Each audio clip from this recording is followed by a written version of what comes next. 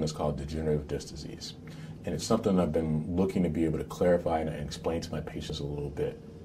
The rationale is because everyone that gets an MRI normally gets a report back.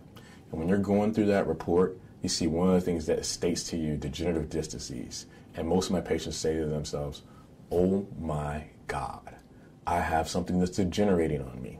My discs are crumbling into dust. What can we do about this? So first and foremost, I want to give you a little bit of information and explain to you what it really means and why sometimes it's important and sometimes it's not as critical as you absolutely think that it actually is. So let's start from a standpoint again of the anatomy. First thing that we're going to talk about again is the context of the disc, particularly in the relationship to the aspect of the bone.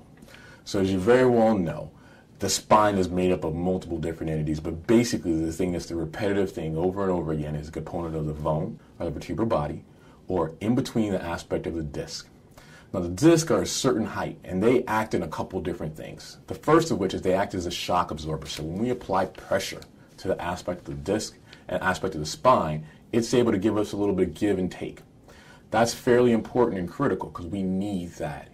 But secondly, it does another function. The function that it does when we look at the element of the spine is that it acts as a placekeeper, if you would.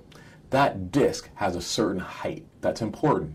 And it's influential not only to the spine as a whole, but it's influential to the elements that are important from a pain generator standpoint. If we don't have the height of this disc, it doesn't allow us to be able to have this size of this hole. The hole is foramina, which, as you very well know, stands for Latin for window, which we discussed before in another video. And that hole is pretty important to whether this nerve is going to be compressed or not.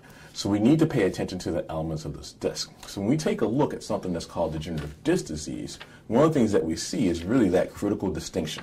So a healthy disc is going to be a disc that shows an element where there's a certain amount of space, as we see in this picture here, which gives us enough room for that nerve root to be able to exist and be carefree and not have any issue.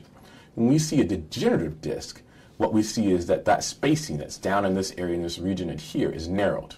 And consequentially, that the nerve root has a narrowing that takes place as well. That's critical, because if that nerve is squeezed, there's a whole host of other things that can take place. And so, what I'm going to show you is the elements when we take a look here of what else can take place. So when we take a look at that degenerative disc, what we can see is that normal disc gives us the height, it gives us the spacing again for the element of that foramina where that nerve root comes out from. But what we see in the element of a degenerative disc is the component of a loss of the disc space. That height is narrowed. Consequently, that foramina is narrowed.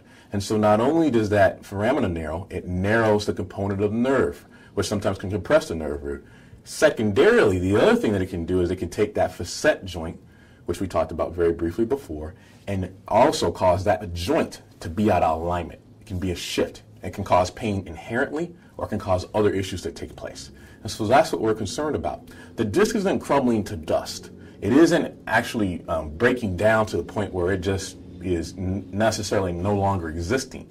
The reason why it's important is because that height establishes and maintains a certain distance, which is critical to other things that exist in the spine. So we're going to show you the progression of what degenerative disc disease is and why it may or may not be so bad.